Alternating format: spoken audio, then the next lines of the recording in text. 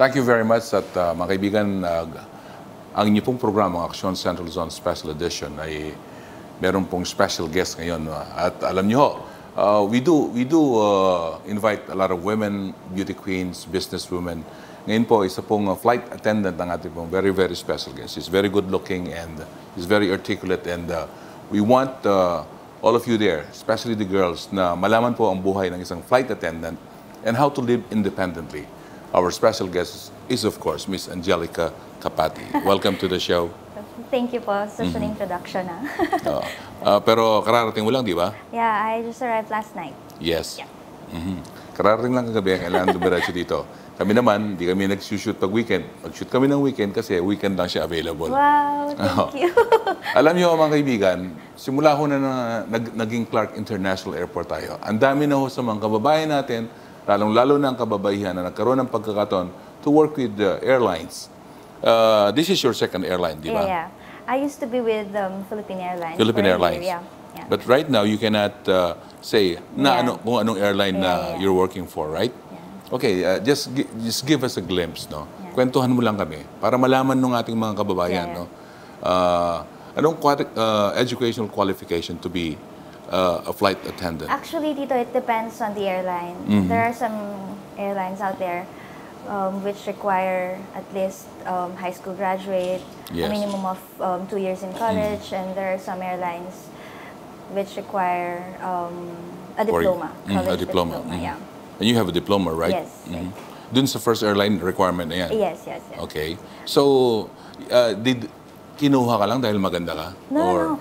Well, it's actually a cliche that, if being a flight attendant, it's about the looks. Yes. If you're tall, if you're pretty, good looking, then people will always say, oh, you can be a flight attendant. But no, it's not always about the looks. Right.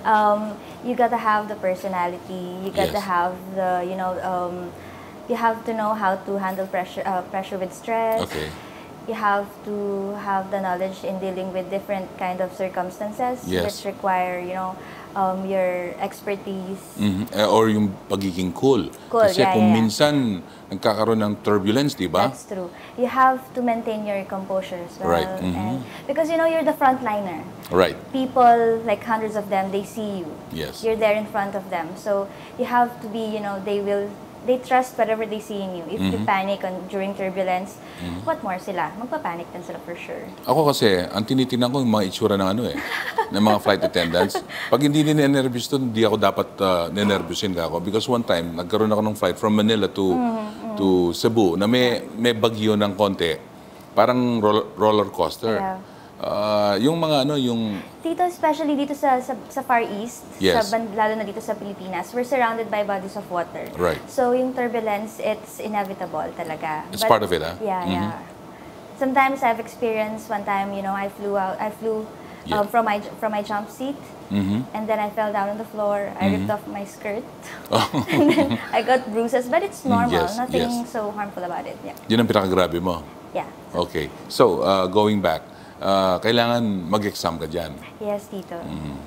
Anong klaseng mga exam ang binibigay sa inyo? Well, it's not easy. Actually, up to now, naisip ko pa din, paano kaya ako nakapasok? Kasi, you have to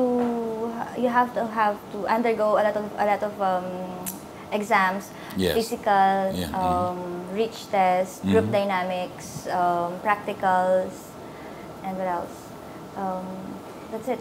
English test. Pero ililipat ka na kagad? Part of your passing, ililipat ka na kagad at malalaman mo kung ano yung actual... It takes time. It takes time? It takes 2 months. 2 months? To 1 year before you get the result. Dito sa atin, lalo na yung PAL, no? Di ba? Sinusubukan mo na yun sa mga domestic flights, right? Yeah. Pero pag international na talaga, diretso ka na dyan. Pag international. But when you were with PAL, nag-domestic ka muna? Or, Tito. Domestic. How long was that? It's been a year, Tito. Year na as a domestic flight attendant, no? Tapos nag-international na. Okay. Meron silang sinasabi, yung daw mga Filipino, kasama na yung mga piloto dyan, yung nag-training sa mga local airlines, inaano raw yan, pinapirate palagi. Totoo ba yan? That's true. Talaga? I've experienced yung training dito sa previous company ko. Yes. It's tough dito. And you know, kasi tayong mga Filipinos, yung training natin, very intricate. Hindi lang yung basta, sige, pasado, okay lang. Yes. Pag sa mga exams, written exams, minimum mistakes, siguro 3 or 2. And then sobrang hirap dito. You know the thick manual, you have to know that word per word. Word for word, yeah. And then baka memorize, hindi naman naintindihan. Well, di ba? Kasi kailangan. Yeah. It doesn't work that way. Okay. And then yung nung na-move na ako sa ibang airline. Yes. Inani mo na lang. Sabi ko, oh my God, parang you felt the difference? Napakalaki ng difference po. Totoo. Pati sa mga gamit, tinuturuan kayo? Oo, tito. Lahat. Yung mga sa aeroplano, lahat, lahat talaga yan. So you become a more well-rounded individual pag training ka, no? Kasi yun nga, laging puro glamorous lang ang iniisip, no? Totoo. Sa trabaho nyo. Pero hindi nila alam, mahirap. And we are there for safety. Yun yung priority. Yes. Hindi lang yung to serve tea or coffee on board. Dito. Okay. So yung initially bago lumipad, yung tinuturo nyo kung paano suot yung mga life jacket. Yes, no? And then meron din po na-train din po kami for first aid. Yes. So in case of any emergencies on board, at least kami yung parang makakapag provide ng immediate response. Immediate response. Okay. Dun sa kung okay. Ganun. O yung kung may nanganganak, anong ginagawa niyo diyan? May training ba kayo diyan? Meron din po. Delivery? Meron kaming childbirth. Okay. Kasama yan, ha? Opo, marami ng mga cases na nangyaring ganyan sa airline namin. Have you experienced? Mostly Manila flights. Manila flights? Opo. Yun naman natang iba mga Filipino, talagang lumilipad pag talagang kabuuanan na para, kasi you're supposed to be a citizen of the airline that kung saan ka nahanap, di ba? I don't know, Tito. I'm not sure about that. Yeah. Kasi extension yan ng bansa. Anyway, so grabe yung training, grabe yung exam. Non-stop yung mga tinuturo sa inyo. Opo. Laging may seminar din. Yes. And initially, meron kaming training na for economy ka muna. And then after a certain period of time, then they'll move you to first and business class. Okay. And then after that, meron ka na namang at least, you have to be at least 1 year dun sa position na yon, and then they will train you to be in charge of the first and business class, you know, the galley. Yes. Where everything is there. Like yung mga supplies and lahat ng kailangan in the cabin ng pasahero. And then after that, you'll be supervisor in charge of economy. Anong basic difference? Alam ko, mas mahal yung sa business class, di ba? Yung sa luxury. Try nyo po. Try nyo. Minsan, ano bang tawag doon? Pag may kilala ka, yung i-upgrade ka. Hindi allowed you to. Anyway, but nung nagpunta ako sa Europe, I was sponsored. Na-feel ko ng konti. Kaya lang puro kasama ko para taga-Africa. Nag-iba yung amoy ng that's true dito.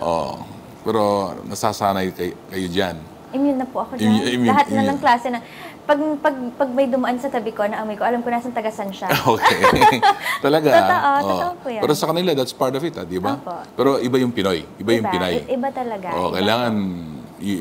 Tino, nakaka-proud pa nga po. Kasi 125 nationalities kami sa airline ko ngayon. Lahat po, very... napakataas ng tingin nila sa mga Filipinos. Yes. Mapa-hygiene man yan, yes. mapa-work ethics, and attitude. Yes. Sobrang, alam mo, nakakataba ng puso whenever, I actually flew with one European girl, and then we were talking, and then she said that, you know, sabi sa akin, alam mo, sabi niya, I never thought na may mga ganyang klase ng tao. Sabi niya na nag-e-exist pala yung ganito klase. Go, why? What do you mean? And then she said na yun nga daw, mga Filipinos na sobrang hardworking, hindi mareklamo, matiisin. Pero caring, di ba? And then, totoo. Is that part of the Filipino talaga? Kahit totoo saan? Po talaga yan. Totoo. Parang merong extra special attention that you give your clients? It emanates from within Parang since birth, bata ka pa lang, pinalaki kang ganyan, alam mo yun? Right. Nandun talaga. That's part of growing up dito sa Pilipinas, di ba? Totoo po yun.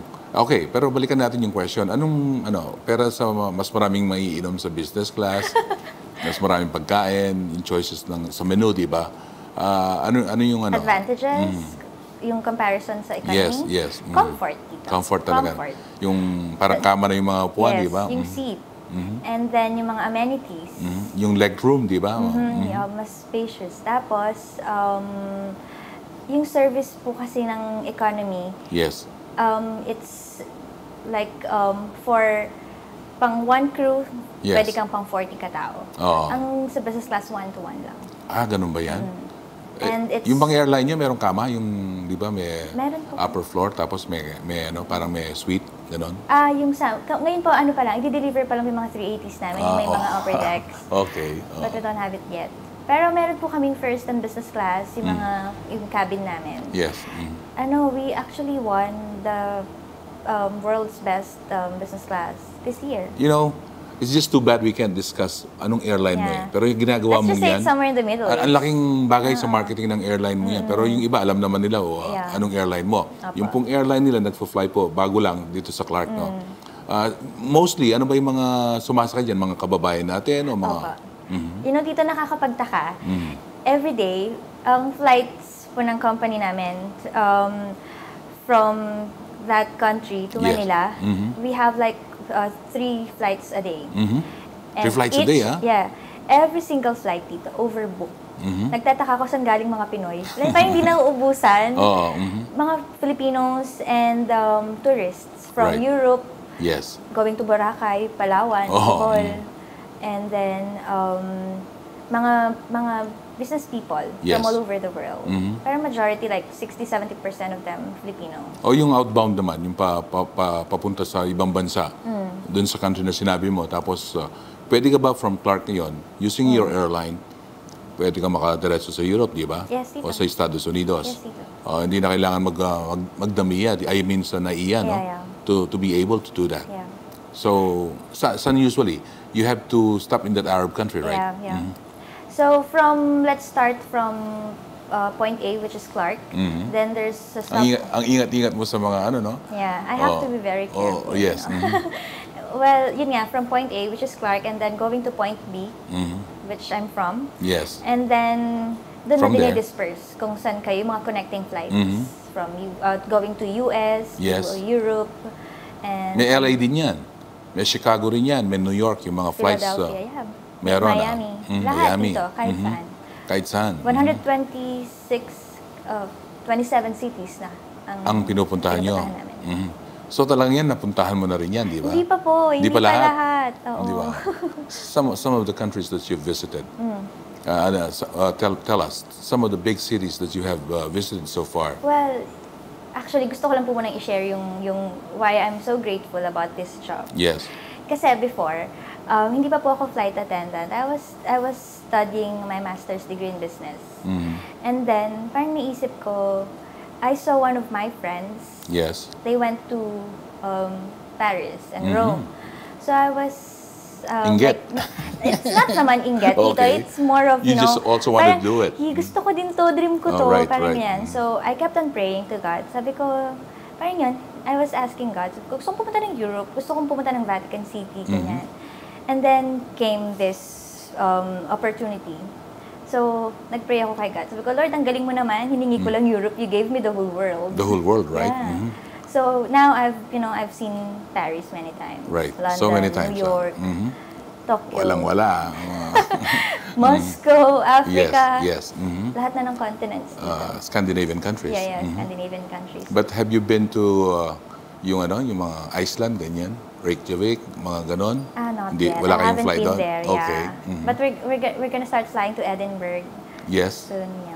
Oh, that's nice. Anyway, we're gonna have a short break, and after the break, we continue discussing, especially yung benefits, the positive side of being a flight attendant, and you also tell us kung ano naman yung medyo may downside din yan. Yan ho, pag-uusapan namin ng ating special guest after ho ng mga patalastas na to, mga kaibigan. Babalik po kami.